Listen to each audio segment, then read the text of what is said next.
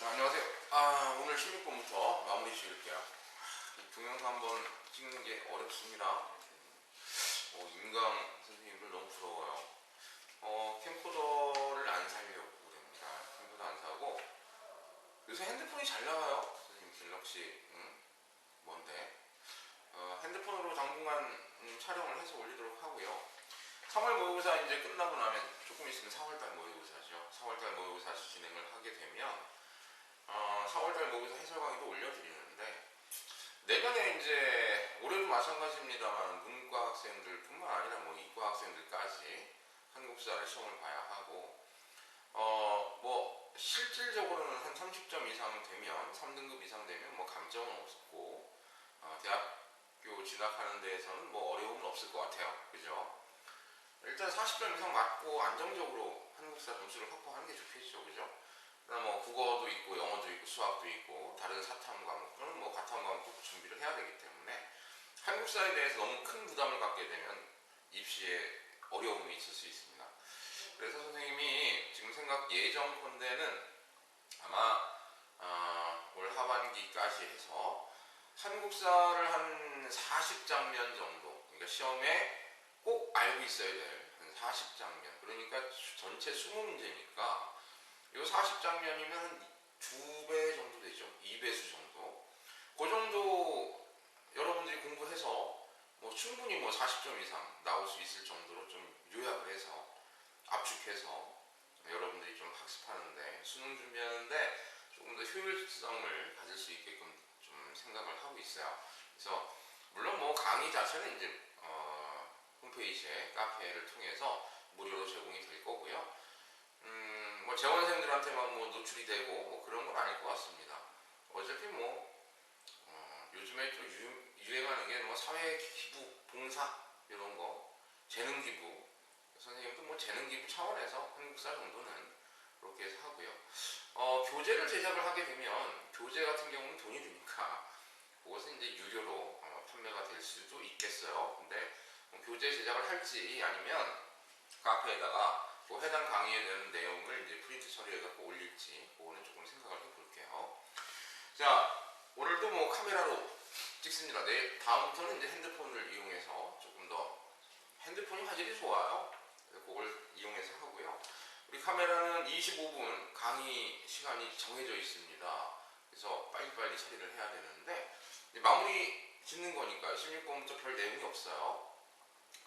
금방 끝낼 수 있을 것 같습니다. 가해 활동으로 옳은 것 16번 볼게요. 독립공채가 나와있죠. 뭐 독립공채라고도 하고 애국공채라고도 하고, 뭐 생각나십니까? 생각나는 게 없으세요? 상하이에서 통합정부를 출범했답니다. 그럼 다 아셔야죠. 대한민국 임시정부입니다. 대한민국 임시정부는 이제 3.1운동 이후에 자극을 받은 우리 민족 지도자들이 뭔가 이 컨트롤 타워가 필요하겠다. 그래서 임시정부를 추진하게 되는데, 사실은 이제 세 군데에서 만들어져요. 그래서 연해주 쪽에, 또 우리나라 국내에, 그 다음 이제 중국 쪽에 각각 세 개의 단체가 나타나죠. 근데 이제 이 세 개의 단체들이 결국은 이제 통합을 이루게 됩니다. 물론 그 통합을 이루는 과정에서는 국내에 있었던 한성정부가 중심이 돼서 통합이 되고요. 그 한성정부가 이제 문제는 국내에서 독립운동을 할 수는 없지 않습니까? 일제치하니까. 그래서 이제 위치논쟁이 벌어지는데, 이때 이제 무장투쟁을 주장하는 그런 무장투쟁 노선을 걷고 있던 분들은 만주나 연해주 쪽으로 이 임시정부의 거점을 확보해야 한다라고 얘기를 했고, 또 외교 독립론자라고 그 당시 있었죠. 그래서 외교를 통해서 우리나라의 독립을 달성해야 한다라고 주장했던 분들은 외교 활동에 유리한 상하이를 주장을 하게 됩니다. 결국은 이제 상하이로 결정이 되죠. 대한민국 임시정부예요. 대한민국 임시정부. 대한민국 임시정부의 활동이 뭐냐? 이런 얘기죠. 일본의 독립의군부를 편성했다. 독립의군부. 여기 이제 앞에 우리 지난 강의에 잠깐 이제 뭐 하다가 선생님 패스했던 기억이 나는데, 1910년대에요. 임병찬이 중심이 돼서 만든 비밀 의병이라고 보면 되겠죠. 그래서 복벽주의를 내세우면서 고종의 밀서를 받아요. 고종이 임병찬이에게 지금 이 나라가 넘어갔지 않나. 그러니까 너희들이 다시 한번 의병 활동을 펼쳐서 나를 다시 황제로 옹립을 하고 우리나라가 독립을 되찾게 노력을 해라. 그래서 이제 임경찬을 중심으로 해서 국내에서 1910년대 활약했던 단체가 독립의군부입니다. 자, 이번에 대한매일신보를 발행했다. 대한매일신보는 양기탁, 그 다음에 영국인 베델, 이 두 분이 이제 창립자로 되어 있는데, 양기탁이라는 분은 사실은 이제 신민회, 우리가 지난 시간에 신민회랑 신간이 굉장히 중요하다고 했잖아요. 그 신민회에서 활약하던 분이기 때문에 굳이 뭐 이거를 어느 단체에 소속 신문이냐 하면 뭐 신민회 정도로 얘기할 수 있을 것 같고요. 28 독립선언은 그죠, 일본의 도쿄에서 유학생들이 일으킨 겁니다. 그러니까 이게 지금 상하이에 대한민국 임시정부가 만들어지기도 이전 얘기죠, 당연히. 지금 1번, 2번, 3번은 전부 다 임시정부가 만들어지기 이전 얘기입니다. 연통제와 교통국을 운영했다. 이거 답이죠.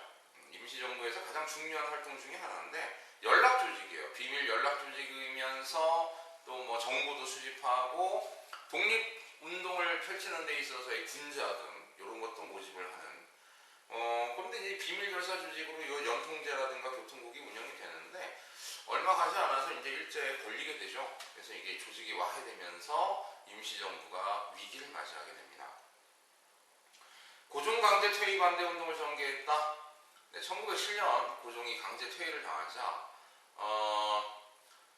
우리 이 당시가 이제 그 애국개몽 운동이라고 했잖아요. 애국개몽 운동 단체가 선생님이 지난 시간에 설명을 했나 모르겠네. 보안회, 헌정연구회, 대한자강회, 그 다음에 신민회.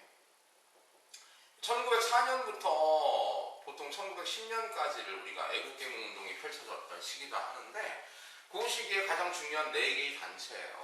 그래서 신민의 중요한 건 여러분들이 뭐 이미 선생님이 말씀을 드렸고, 그럼 보안회, 헌정연구회, 대한자강회는 간단하게 알고 계시면 돼요. 보안회 같은 경우에는 1904년이에요. 이 순서입니다. 그래서 황무지 개강권, 이게 키워드죠. 이걸 누가 가져가려고 그랬을까요? 일본이 황무지 개강권, 우리나라 황무지에 대한 개강권을 가져가려고 하자 보안회에서 거기에 대한 반대 운동을 펼쳤고, 요 보안회에서는 막 이제는 아마 시험 문제 나오긴 힘들겠습니다만 농광회사라고 정부가 설립한 회사가 있어요. 그래서 일본이 황무지 개강권을 가져가기 전에 빨리 우리나라 황무지들을 개간하자, 그렇게 이제 앞장섰던 농광회사가 관련이 있죠. 헌정연구회는 근대식 의회 정치를 주장했던 그런 단체라고 보시면 되고, 이 헌정연구회가 이제 그 해산되고 나서 다시 만들어진 게 대한자강회거든요. 대한자강회도 우리 성격은 사실은 비슷해요. 근대식 의회 정치를 주장을 합니다.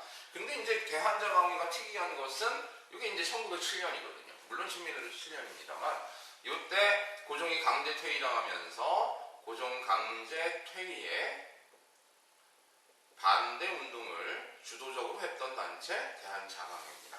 그러니까 뭐 우리나라 임시정부랑은 관련이 없죠. 자, 정답은 4번 보시면 되고요. 자, 17번 볼게요. 다음 상황이 나타난 시기에 볼 수 있었던 모습. 다음 시기, 뭐 지금 근현대사 뒤쪽 문제니까요. 그죠? 근현대사로 오면 뭐 아무래도 안 나올 수 없는 단원이 있어요. 부분이 있습니다. 뭐냐면 지금 시기 얘기 나오니까 그냥 뭐 대충 그 상상이 가죠. 뭘지 뒤에 밑에 이제 글을 안 읽어봤습니다만, 일본이 우리나라를 지배하는 데 있어서 1910년대의 통치 방식과 그 다음에 1920년대의 통치 방식과 그 다음에 1930년대 이후 45년 독립할 때까지의 통치 방식이 다르죠. 알고 계시죠? 10년대의 통치를 무단 통치라고 하고, 그 다음에 여기는 문화 통치인데 이건 민족을 이간질시키려는, 분열시키고 이간질시키려는 정책. 30년대 넘어가게 되면 이제 일본이 전쟁의 시기에 접어듭니다. 31년 만주사변부터 시작을 해서 37년 중일전쟁, 39년에 뭐 이제 2차 세계대전이 발발하죠. 이때 이제 41년에 태평양 전쟁을 수행을 하게 되고, 뭐 그렇게 전쟁을 하는 과정 속에서 아예 우리 민족 자체를 지구상에서 멸종시키고자 하는 민족 말살 정책이 펼쳐져요. 이거 실은 시대 구분하는 거 굉장히 중요하죠. 이건 뭐 시험 문제 늘 나올 거라고 생각을 하시고, 물론 이거는 이제 통치 방식에 관한 얘기인데요. 경제적인 수탈 방식이 시험 문제 나올 수도 있습니다. 마찬가지로 10년대, 20년대, 30년대가 다르죠. 10년대의 가장 대표적인 경제 수탈로서는 우리가 토지 조사 사업, 그 다음에 20년대는 산미 증식 계획, 30년대는 병창 기지화죠. 우리나라를 군수물자를 보급하는 기지로 삼아서 뭐 구체적인 내용들은 뭐 이렇게 또 뭐 많이 공부를 해야 됩니다. 몇 가지 공부를 해야 됩니다만은 일단 큰 틀은 이렇게 됩니다. 그래서 이것이 10년대에 있었던 일인지 20년대에 있었던 일인지 30년대에 있었던 일인지 이런 거 구분하는 건 굉장히 중요해요. 앞으로도 뭐 계속 시험이 나올 거고 올해 실제 수능에서도 나온다고 보시면 됩니다. 이 경제적인 수탈에서요, 뭐 우리 무슨 영 하는 거 있잖아요. 뭐 산업령, 어업령, 임업령, 그리고 뭐 가장 령 중에 유명한 영은 회사령이죠. 회사 설립에 있어서 총독부의 허가를 받아야 한다 하는 내용. 이런 영자 들어가는 건 전부 다 10년대다. 이렇게. 물론 이 회사령은 20년대에 와서 철폐가 됩니다. 근데 이 회사령이 철폐가 된다는 얘기는요, 허가제였던 회사령이 신고제로 바뀐다는 얘기예요. 신고제가 더 자유로운 겁니다. 신고만 하면 되니까. 이렇게 이제 바꾸게 된 이유는 물론 뭐 우리 민족 자본 성장과는 관련이 없습니다. 이 당시 이제 20년대 이후에 일본 기업들이 우리나라로 진출을 해야 되는데 이 회사령이 이제 걸림돌이 된다는 거죠. 그래서 이제 일본 기업들이 요구를 들어서 요거를 신고제로 바꿔줬던 내용입니다. 자, 그러면 17번에 뭔지 볼까요? 애국일 행사와 더불어 매월 일정한 날에 열리는 애국 반상회에도 모든 주민이 참가해야 하고요. 애국 반상회는 자 이제 핵심 내용들이 나와요. 궁성요배 뭐예요? 궁성요배 그죠? 저기 천왕이 있는 쪽으로 때만 되면 이렇게 고개 숙여갖고 90도로 절해야 되죠. 그 다음에 묵도 고개 숙이고 황국신민서사 암송 뭐 천황폐하가 어쩌고 뭐 그런 내용이죠.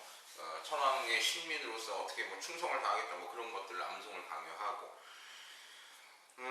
딱 봐도 그죠. 우리 민족에 대해서 그죠? 뭘 하려고 하는 것 같습니까? 민족 말살이죠. 민족 말살. 1930년대 이후의 얘기고요. 그 다음 밑에 보면 전장으로 떠난 병사를 환송합니다. 병사를 환송하는 게 전쟁식이니까 30년대 이후라는 걸 당연히 알 수 있죠. 이때 적절한 것 찾기입니다.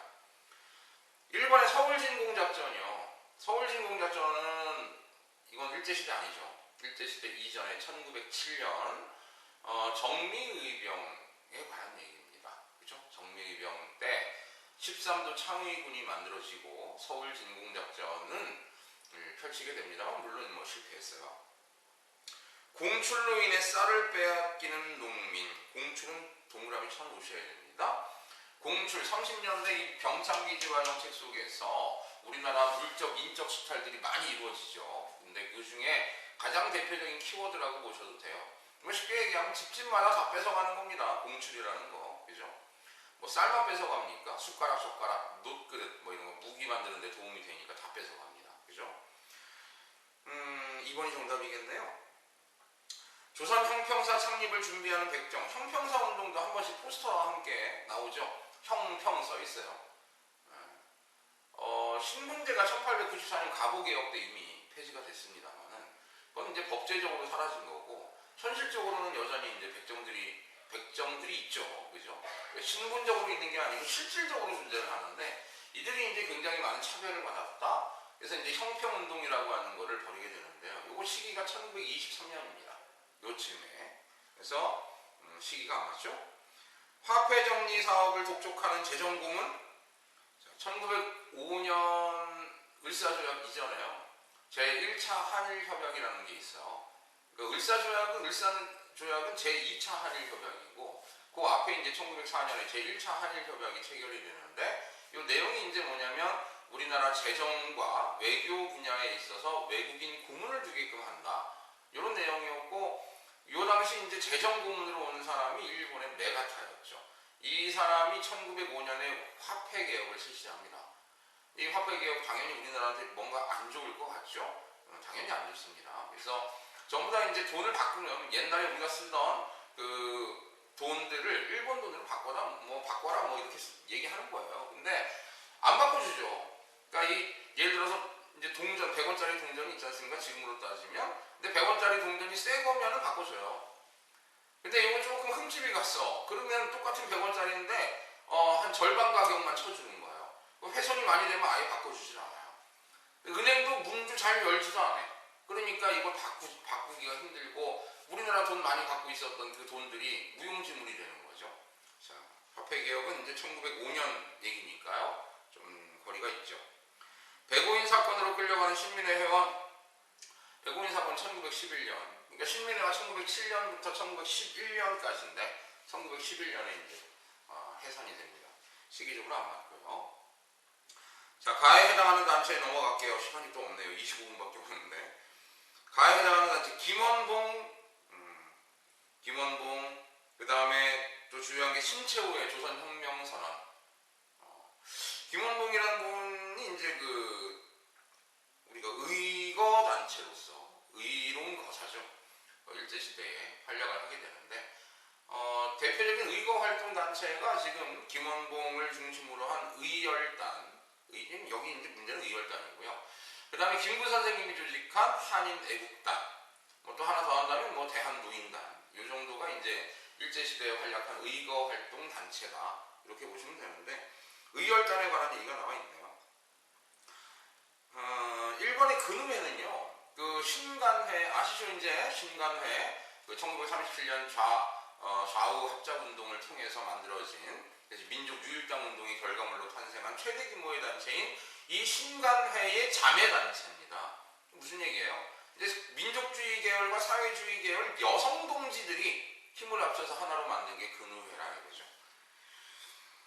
자, 그 다음에 3번의 대한광복회 같은 경우는 1910년대에 아까 독립의군부와 함께 활약했던 비밀 결사 조직인데, 요건 이제 독립의군부랑 조금 다른 게요. 요거는 이제 고종의 복위를 주장하고 그런 건 아니고요. 공화 정체를 주장한 그런 단체입니다. 한국독립군 임시정부에서 만든 독립군이죠. 13도 창의군, 아까 정미의병 때 서울진공작전을 주도했던 13도 창의군 말씀이고요. 자, 어차피 시간이 없어서요. 다 자세히는 설명 못 드릴게요. 다시 말씀드립니다만은 궁금한 점이 있고, 이 부분 조금 더 설명해 주세요 하면 선생님이 따로 강의를 설명을 찍어갖고 올려드리도록 할게요. 필요하면 자료까지 함께 올려드리도록 할게요. 자, 19번 탐구활동 보고서 3.15 부정선거를 폭로하는 기사. 3.15 부정선거 나왔는데 못 찾는 친구들 이해가 안 되기도 합니다만은 우리나라 교육의 문제라고 치고, 우리가 광복 이후에 지금 현재 2016년까지 오면서 아주 주요했던 민주화 운동들이 있죠. 그 중에 가장 중요한 것 중에 하나가 1960년 4.19 혁명입니다. 20만 독재 정권을 물리친 혁명이고요.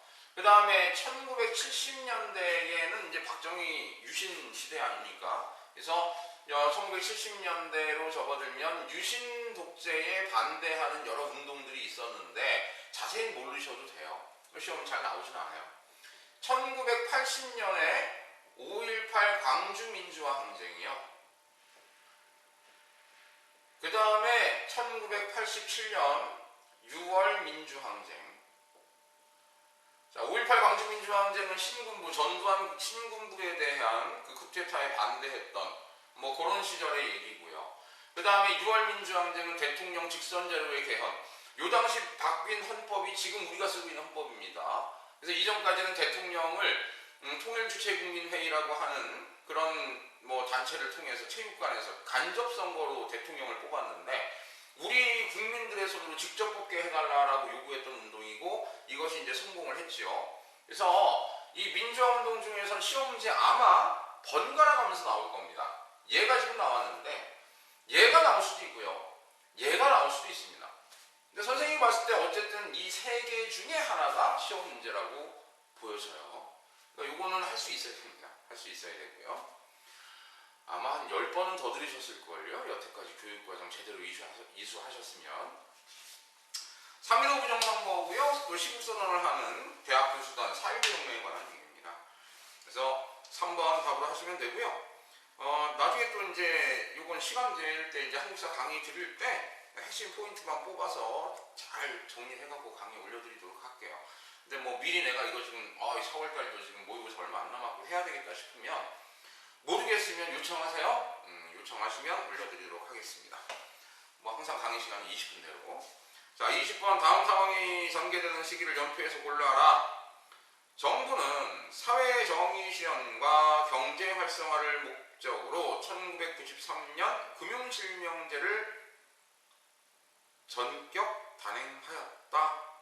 금융실명제 93년이면 누구의 대표적인 업적이 있냐면 김영삼 대통령의 업적이에요. 요거는 사실은 나중에 선생님 자료 하나 나중에 따로 올려드리도록 할게요. 그래서 현대사는 사실은 뭐 내용 자체가 그렇게 많이 공부해야 될 게 없고요.